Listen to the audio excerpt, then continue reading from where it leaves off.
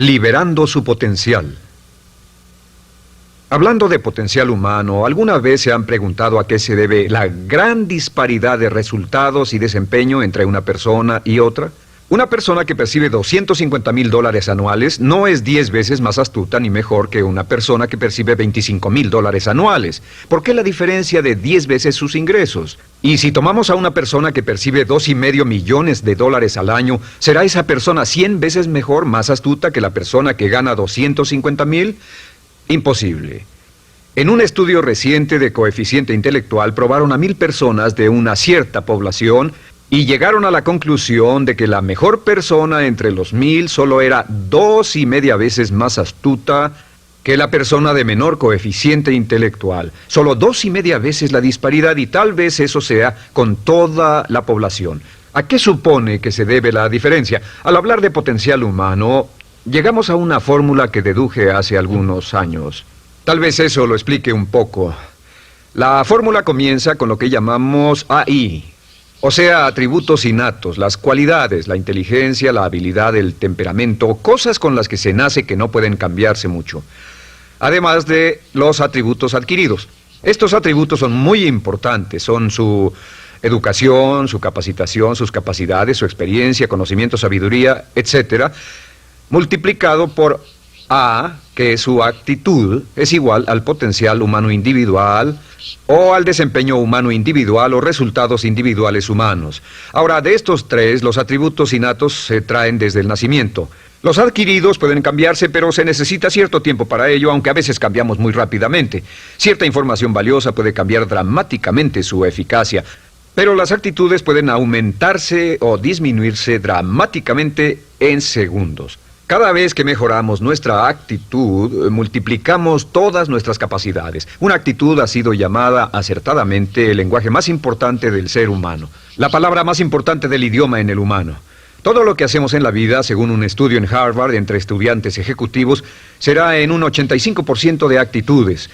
Un 85% de su éxito estará determinado por su actitud. Eso significa que está determinado por cuán positivo o cuánta actitud mental positiva se tenga. Las personas con actitudes mentales positivas tienden a avanzar más rápidamente, se mueven hacia la cima en organizaciones valiosas, ganan más dinero, sacan más satisfacción de la vida. Una actitud mental positiva no significa que baile por las calles y arroje flores. Solo significa que tome una actitud constructiva en general o se aproxime hacia su trabajo, su vida, sus problemas, relaciones, etc. Según el informe Cox de las empresas americanas, según la revista Success, un 85% o más de todo lo que se logra se debe a la actitud. Y la pregunta es, ¿de dónde vienen las actitudes? Las actitudes vienen de las expectativas. Muy simple, ya hablamos de eso. Y una forma muy poderosa de mejorar su actitud instantáneamente es decir, aunque no lo crea, pienso que algo maravilloso va a ocurrirme hoy. Como dijimos antes, nuestras expectativas sobre los desenlaces determinan nuestra actitud. Si espera que las cosas salgan bien, tendrá una actitud positiva. Si espera que salgan mal, tendrá una actitud negativa. Y lo maravilloso es que podemos fabricar nuestras expectativas. Podemos esperar lo que deseamos. Podemos esperar cosas buenas, cosas malas, y no nos decepcionaremos. ¿De dónde surgen nuestras expectativas? Nuestras expectativas surgen de nuestras creencias y de nuestros valores. Son el centro de los factores motivacionales de nuestra personalidad, nuestras creencias. Y esto nos conduce a un entendimiento del potencial humano. Significa básicamente que nuestra actitud es una expresión externa de lo que está ocurriendo internamente. Y esto es consistente con las leyes mentales. Con respecto a las creencias, cada uno de nosotros tiene muchas creencias en el fondo que los psicólogos llaman los conceptos propios. El concepto propio, o su descubrimiento, es considerado por muchos como el logro único y más importante para comprender el desempeño humano en el siglo XX. Yo estoy de acuerdo. El concepto propio es como, si queremos usar una analogía militar, el centro de mando. O si queremos usar una analogía técnica, es el programa central de su computadora básica. Es un grupo de creencias, valores, actitudes, sentimientos, ideas, etcétera, almacenadas en el fondo de nosotros y son el resultado de casi todas las experiencias que hemos tenido en la vida. Y algunos investigadores dicen que el concepto propio comienza a formarse aún antes del nacimiento, pero el concepto propio, una vez colocado, Precede, predice y determina sus niveles de eficacia y desempeño en todas las áreas de nuestra vida. El concepto propio se convierte en el centro de mando o el programa maestro. El concepto propio de este grupo de creencias determina lo que dirá, lo que hará, cómo actuará, cómo se siente y reacciona, etc. ¿Qué significa esto? Significa que todas las mejoras en su vida externa, todos los cambios en su realidad comienzan con un cambio en su concepto propio. Les voy a explicar lo que significa. Esta es una gráfica muy simple. Hablamos de potencial humano y decimos que la persona promedio usa un 10% o menos de su potencial. Según investigaciones, tal vez es mucho menos. El Instituto Stanford Brain en Santa Clara, California, estima que tal vez se aproxime a un 2%.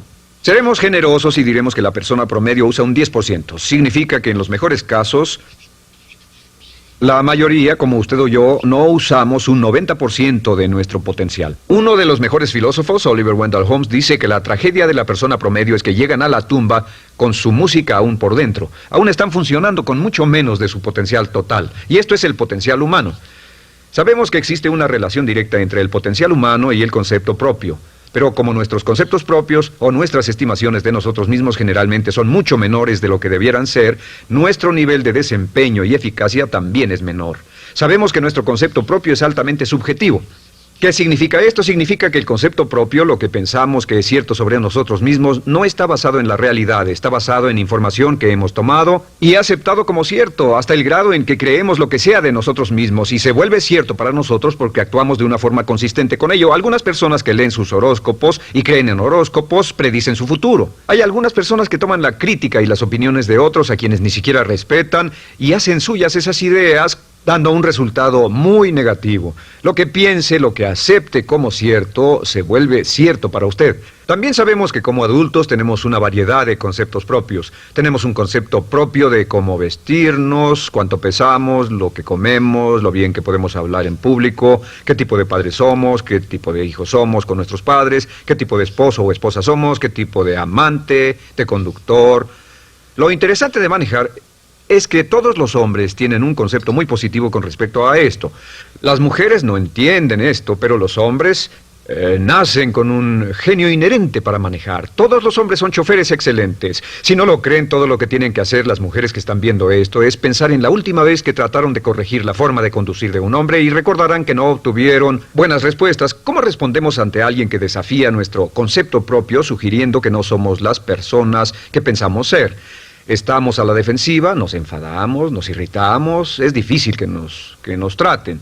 Tenemos un concepto propio de lo creativos que somos, lo inteligentes, lo rápido que leemos, lo bueno que somos en los deportes, y si practicamos una gran variedad de ellos, tenemos un concepto propio para cada uno de ellos. Tenemos un concepto propio de lo bien que cocinamos, de lo bien que educamos a nuestros hijos, de lo bien que limpiamos nuestra casa, los autos que manejamos, etc. Y también de lo que valemos por lo que ganamos. Es muy interesante saber que nunca ganamos más del 10% de nuestro concepto propio en ingresos. Nuestro concepto propio determina nuestro nivel de ingresos. Este nivel de concepto propio se llama zona de confort. Y aunque querramos más dinero, veremos que la tendencia humana natural de todas las actitudes es luchar por lograr entrar a la zona de confort y luego quedarnos ahí. Si ganamos un 10% por encima de nuestro concepto propio de ingresos, tendremos una necesidad imperante de deshacernos de ese dinero. Lo donaremos, lo gastaremos en forma extravagante y hasta lo perderemos si recibimos demasiado.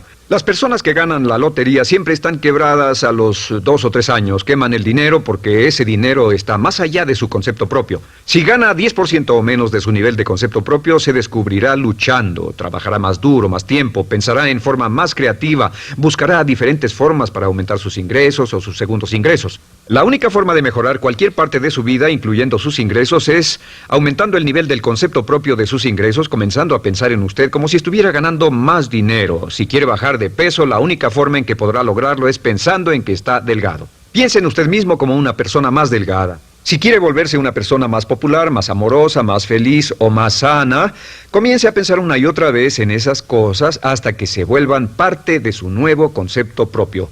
Hablaremos de eso más adelante. Es una parte esencial de la programación de su mente hacia el éxito. Su concepto propio global está determinado por el promedio de sus conceptos propios en las áreas que considere importantes. Ahora, su concepto propio está formado de 3 partes críticas. La primera parte del concepto propio es el ideal propio. El ideal propio es la persona que más desearía ser, es su idea de lo que constituye un ganador, es su visión ideal de lo mejor que puede ser usted. Nada más, una de las cosas que sabemos de las personas con éxito es que las personas con éxito tienen ideales propios muy claros, ideales claros de quién quieren ser en el futuro. Las que no tienen éxito tienen ideales muy vagos. El número 2 es la autoimagen. La autoimagen es como un retrato de cómo se ve a sí mismo y lo que piensa de sí mismo. La autoimagen es el espejo interno, es como se percibe a sí mismo ahora en su desempeño actual, en forma cotidiana. La tercera parte es su autoestima. Su autoestima es cómo se siente consigo mismo. Cómo se siente consigo mismo es la fuerza motriz, el motor, la fuerza poderosa dentro de su subconsciente. Es la fuerza de energía dentro de su concepto propio y determina casi todo lo que le pasa. La mejor definición de autoestima es cuánto se agrada a sí mismo. Cuánto se agrada a sí mismo como esposo, cuánto se agrada a sí mismo como empleado, cuánto se agrada a sí mismo como jefe, como inversionista, como orador profesional, como atleta, etcétera. Según se agrade a sí mismo, su nivel de autoestima, su sentimiento emocional global respecto a cualquier área de su vida, determina su desempeño y su eficacia en dicha área. Lo sorprendente es que se convierte en lo que piensa, su concepto propio es maleable, su autoestima puede formarse repitiendo una y otra vez, me agrada mi persona, me agrada mi persona, me agrada mi persona. Me agrada mi persona, me agrada mi persona, me agrada mi persona. Entre más se repita, me agrada mi persona, me agrada mi persona, entre más lo repita una y otra vez, más crecerá su autoestima y entre más crezca su autoestima, más crecerá su concepto propio global. Cuando crezca su concepto propio global, su desempeño será mejor en todo lo demás que emprenda. Cada vez que diga, me agrada mi persona, me agrada mi persona, me agrada mi persona, me agrada mi persona, me agrada, será como bombearse psicológicamente. Todo lo que pase que haga que su autoestima suba, hará que se comporte mejor. Todo lo que haga que su autoestima baje, hará que se comporte peor, que cometa errores, que sea infeliz, etcétera. Un punto crítico de agradarse a sí mismo, sobre autoestima y agradarse a sí mismo, es que, número 1, nunca puede querer a nadie más de lo que se quiere a sí mismo. Que su nivel de autoestima es determinante de la calidad de relaciones que tenga con los demás. Y número 2, es que nunca puede esperar que nadie más lo quiera o respete más de lo que se respeta a sí mismo. Cuanto se agrade o se respete a sí mismo, determina sus actitudes hacia usted. Todas las escuelas de psicología actualmente están de acuerdo en el hecho de que depende de lo que usted realmente se quiera y se respete a sí mismo como un ser humano valioso e importante, tiene efecto sobre todo lo que le pase. Cuánto se agrade a sí mismo y lo que puede hacer es mejorar su autoestima diciendo me agrada mi persona, me agrada mi persona, me agrada mi persona, me agrada mi persona. Y esto nos lleva a la pregunta, ¿de dónde viene el concepto de autoestima? Y descubrimos que el concepto propio es maleable, puesto que no nace con este concepto propio, no nace con ninguna idea sobre sí mismo, no nace con autoimagen ni autoestima, nace en cierto modo como potencial propio. Es la mejor forma de plantearlo. La persona promedio llega al mundo como potencial puro. Y no tiene el concepto propio de que todo lo que es ahora, todo sentimiento que tiene, toda actitud o valor, tuvo que aprenderlo en el transcurso de su vida. También sabemos que el niño llega al mundo con una necesidad imperante de amor y contacto. Y como una gran cantidad de investigaciones lo indican, necesitamos mucho amor y contacto durante toda nuestra vida, pero en especial durante nuestros años de formación, porque de niños aprendemos quiénes somos, cuánto valemos, si somos importantes, inteligentes, amorosos, chistosos. Todo esto lo aprendemos por la forma en que nuestros padres nos tratan. Si nuestros padres, nuestros parientes, tíos o tías, en especial nuestros padres, nos tratan como si fuéramos realmente importantes, crecemos pensando que somos realmente importantes, pero si nuestros padres no lo hacen, pasa algo más. Sabemos que los primeros años de vida son los más importantes para el desarrollo del concepto propio, que un niño comienza a partir de cero. El niño nace sin saber quién es él o ella. Son sumamente valiosos el primero, segundo, tercero, cuarto y quinto años de vida.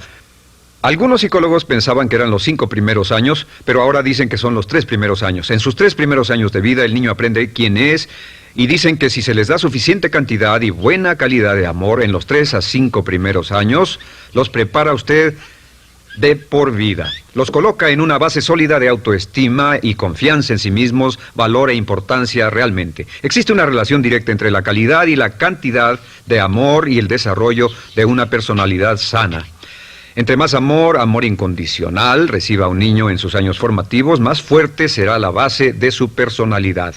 El reverso de la educación es que casi todos los problemas de psicosis, neurosis, perturbaciones de la personalidad y problemas de comportamiento surgen de los problemas que se tengan con el concepto propio. Ahora observemos a los adultos. Aquí está nuestra personalidad adulta. Si nos observamos, podemos llegar a reparar nuestras bases, por así decirlo, repitiéndonos una y otra vez: me agrada mi persona, me agrada mi persona, me agrada mi persona, y llevamos ese concreto reparador hacia la base de nuestra personalidad. Los niños necesitan el amor como las rosas necesitan la lluvia. Los niños que carecen de amor a menudo mueren por escasez de amor. Es una enfermedad llamada marisma. Ahora, ¿qué más sabemos sobre los niños? Sabemos que los niños llegan al mundo con dos atributos notables. El primero es que no sienten temor. Los niños nacen sin temores. No temen a nada excepto a caerse y a los ruidos fuertes. Y esto se expresa en sus actitudes: yo puedo. Los niños llegan al mundo pensando que pueden hacer cualquier cosa, y quien haya criado a un niño hasta la edad de 3, 4 o 5 años sabe que debe pasar esos primeros años evitando que se maten, porque son como pilotos japoneses, porque no le tienen miedo a nada. Su segundo atributo es que llegan al mundo totalmente espontáneos. Dicen lo que quieren, hacen lo que quieren, son totalmente desinhibidos. Totalmente. Ellos no temen hacer nada de lo que desean, y esto se expresa en su actitud: no quiero. No tengo que hacerlo. Si ha tratado de controlar a un niño, lo habrá visto. Lo primero que dicen cuando comienza a darle órdenes, lo primero que aprenden es: no tengo que hacerlo. Claro, a veces cambiamos sus mentes de una u otra forma, pero estos son los dos atributos con los que los niños llegan al mundo. Llegan al mundo sin temores y desinhibidos. ¿Qué significa esto? Significa que nuestro derecho innato natural es no ser temerosos y ser desinhibidos. Y solo cuando podemos crear la misma situación en nuestra vida adulta, cuando no tememos y somos desinhibidos, nos sentimos a gusto con nosotros mismos. Las mejores organizaciones, las mejores compañías son las que crean un ambiente donde nos sentimos sin temores y sin reservas para ser nosotros mismos y para hacer lo mejor de nosotros. Al crecer descubrimos que los niños aprenden de dos maneras. La primera es por imitación. Imitan a uno o a ambos padres, en especial al padre dominante. Algunas veces el padre dominante cambiará cuando crezca el niño, y a veces los niños imitan al padre, a veces a la madre, pero aprenden por imitación. Muchas características y hábitos que tenemos como adultos los aprendimos de nuestros padres. ¿Alguna vez ha tenido la oportunidad, ha tenido la ocasión de gritarle o reñirle a uno de sus hijos? Verá que le dice las mismas cosas que le dijo su padre a usted cuando era niño. Así que imitamos. A veces imitamos su caminar, a veces su forma de hablar, a veces imitamos sus valores, sus creencias, etc. Aunque esos valores y esas creencias no tengan ningún valor. ¿Por qué? Porque nuestros padres eran así cuando nosotros éramos niños. La segunda forma en que aprendemos es pasando de la incomodidad, lo que no se siente bien, hacia la comodidad. Freud llamó a esto el principio del placer. O sea que nos movemos hacia aquello que nos hace sentir cómodos, lo que nos da placer, lo que nos hace sentir bien con nosotros. Nos movemos de la incomodidad hacia la comodidad. Así es como aprendemos a no mojar el pañal, por ejemplo. Sabemos que no es agradable caminar con popó o pipí en nuestros pañales. Vemos lo que hacen nuestros padres, vemos lo que nuestros parientes hacen y decimos: estas personas no hacen lo que yo. Así aprendemos a caminar y lo demás. Así que de la incomodidad hacia la comodidad. Durante toda nuestra vida, por cierto, así es como aprendemos. Imitamos leyendo lo que otras personas hacen, estudiando libros y en el trabajo, imitamos cuando vamos a la escuela, y hacemos lo que nos da resultados positivos, lo que nos da refuerzos positivos, y hacemos cada vez menos las cosas que nos causan incomodidad o dolor. Ahora, muy temprano en la vida, como equivocación o como resultado de una equivocación que los padres cometen en la crianza, los niños comienzan a aprender hábitos y patrones negativos. Los patrones y hábitos negativos tienen sus raíces principalmente en la crítica destructiva. La crítica destructiva comienza muy temprano en la vida, a veces en los primeros meses. Y la crítica destructiva la usan los padres para dirigir y controlar a sus hijos. Desafortunadamente, tiene un efecto muy peligroso y dañino sobre nosotros, ya que la crítica destructiva tiende a minar la integridad de la personalidad del niño. Muchos de nosotros, incluyéndome a mí y a muchos de ustedes, nos hemos visto minados y heridos por la crítica destructiva más que todas las guerras en la historia. Ahora, como resultado de la crítica destructiva, comenzamos a desarrollar hábitos y patrones negativos. Los patrones de hábitos negativos son respuestas condicionadas hacia los estímulos. Los patrones de hábitos negativos se desarrollan en los inicios de la vida. Se desarrollan como resultado de una repetición del temor y el dolor una y otra vez. Se desarrollan como resultado de la crítica destructiva, el castigo físico, etc. En los inicios de la vida comenzamos a desarrollar dos manifestaciones que nos persiguen durante toda nuestra vida y más que ninguna otra cosa inhiben nuestro potencial. La primera es la llamada patrón de hábito negativo inhibido. El patrón de hábito negativo inhibido se aprende cuando al niño le dicen una y otra vez no. Aléjate de ahí, no toques eso, y se le castiga. Cuando el niño intenta algo nuevo, o se involucra con algo, o huele algo, o derrama algo, o rompe algo accidentalmente, el padre estalla y se enfada mucho. Como ven, el niño está impulsado por la curiosidad insaciable de explorar su mundo. Y lo que pasa es que cuando lo explora o se interesa y echa a perder algo, si el padre reacciona golpeando al niño, el niño comienza a pensar cada vez que intento algo nuevo, cada vez que intento algo diferente, cada vez que voy más allá de mis límites, cada vez que me salgo de mi zona de comodidad, cada vez que no juego sanamente, me golpean, me castigan, me lastiman, me envían a mi alcoba y me siento mal. Y muy pronto el niño desarrolla el sentimiento de no puedo, no puedo. No puedo. Cada vez que trato algo diferente, me castigan. No puedo, no puedo, no puedo. Es como la respuesta de Pavlov. Pavlov sonaba la campana y le daba de comer a un perro, y el perro salivaba, y Pavlov alimentaba al perro. Mientras sonaba la campana, el perro salivaba y siguió haciendo eso, y después Pavlov solo sonaba la campana y el perro salivaba. Lo que pasa en la vida adulta es que esto crea lo que llamamos temor al fracaso. El temor al fracaso es una respuesta condicionada a un proceso de crítica destructiva que ocurre en los primeros 5 o 6 años de la vida. El temor al fracaso automáticamente nos activa, nos sentimos ansiosos, tensos, intranquilos, sentimos presiones y estrés en nuestro plexo solar, sentimos ganas de retirarnos del evento, y el temor al fracaso es la razón principal por los fracasos en la vida adulta. Es la razón principal por la que evitamos cumplir plenamente nuestro potencial. De hecho, todos los patrones de hábitos negativos se experimentan en el cuerpo físico. Puedes saber cuál es un patrón de hábito negativo porque se siente en el cuerpo físico, precisamente. El patrón de hábito negativo inhibido, el temor al fracaso, el no puedo, ocurre primero que todo en el plexo solar. ¿Ha tenido la ocasión donde debe hablar frente a un grupo, debe ir a una revisión de su desempeño o debe hacer una llamada determinante? Primero su plexo solar se aprieta. Si el temor continúa, su respiración se acelera.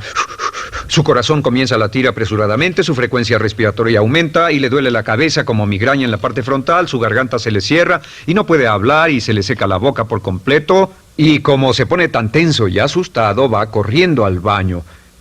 Estas son todas las manifestaciones. No hay peligro físico, pero sí peligro psicológico, una respuesta condicionada. Cuando sentimos estas cosas, la tendencia es retirarse de la situación que las ocasiona y es la razón por la que no logramos mucho si retrocedemos. Es muy importante. El segundo patrón de hábitos negativos es el compulsivo. El patrón de hábito negativo compulsivo se aprende cuando a los niños se les dice una y otra vez, más vale que lo hagas. Si no lo haces, tendrás problemas o me las pagarás. A los niños se les convierte en recipientes del amor condicionado. Los padres no intentan hacer esto, pero lo que hacen es sugerirle al niño, no te amo, por lo tanto no estás a salvo, a menos y hasta que hagas lo que yo quiero. El niño crece sintiendo, tengo que hacer lo que quiera mi mamá. Debo complacerla, debo complacer a papá, debo complacer a los demás, debo complacer a mis parientes y a veces debo complacer a mis semejantes, debo complacer a mis maestros, debo complacer a todo el mundo y crecen con esto, debo. No puedo hacer lo que quiero hacer, debo hacer lo que complace a las demás personas. Este patrón de hábito negativo muy temprano en la vida se traduce en el temor al rechazo. El temor al rechazo lo experimentan los hombres como adultos como un comportamiento tipo A. Hablaremos del comportamiento tipo A posteriormente. El comportamiento tipo A es una necesidad compulsiva o excesivamente compulsiva de complacer de algún modo a alguien sin normas de comportamiento, prácticamente sin pensarlo. El temor al rechazo nos impulsa, nos hace muy sensibles a las necesidades de los demás. Hacemos cosas que otras personas quieren, no hacemos lo que nosotros queremos. Siempre estamos tratando de complacer a los demás. Tenemos preocupaciones o nos importan las opiniones, sentimientos y actitudes de otros hasta el punto donde ocultamos nuestras necesidades. El temor al rechazo se siente en la columna del cuerpo. Se divide el cuerpo a la mitad y se siente hacia abajo en la mitad posterior del cuerpo. El primer lugar donde comienza a sentirse el temor al rechazo es generalmente en los hombros y el cuello. Nos sentimos entumidos, duros, tensos. Cuando tenemos mucho que hacer sentiremos un estrés tremendo en la columna. Los músculos se estiran en la parte posterior. A veces se manifestará como flebitis y venas varicosas y a menudo nos darán dolores de cabeza en la parte posterior de esta porque las arterias carótidas que llevan la sangre hasta la cabeza, los músculos a su alrededor se contraen y la cantidad de sangre que fluye hacia la cabeza fluye más lentamente y se siente un terrible dolor de cabeza en la parte posterior. Estos dos temores, los patrones de hábitos negativos compulsivos, el compulsivo y el inhibitorio, son resultado de la crítica destructiva, el gran destructor de la personalidad que nos persigue durante toda la vida.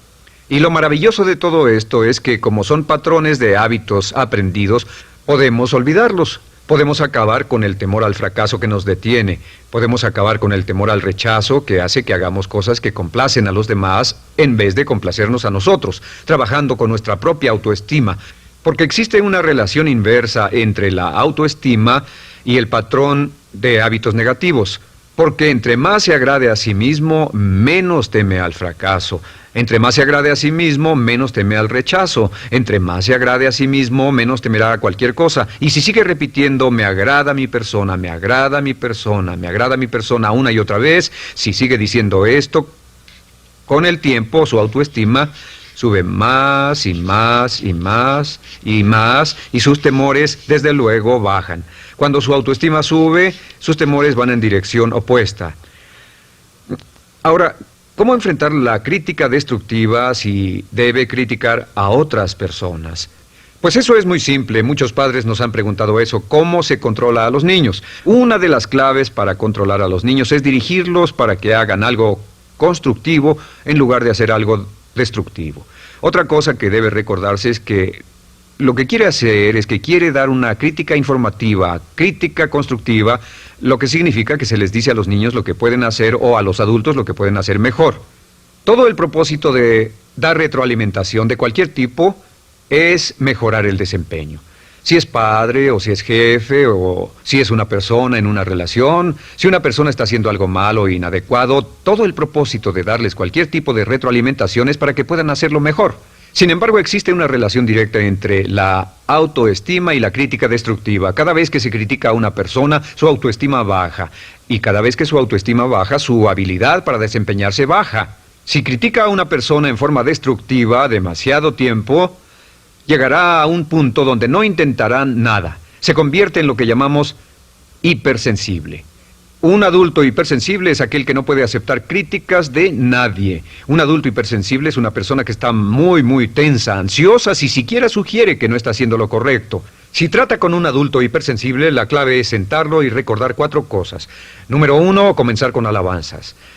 Número 2, proteja la autoestima de la persona a toda costa. Número 3, discuta el desempeño y no a la persona. Hable del comportamiento más que de la persona. Y número 4 es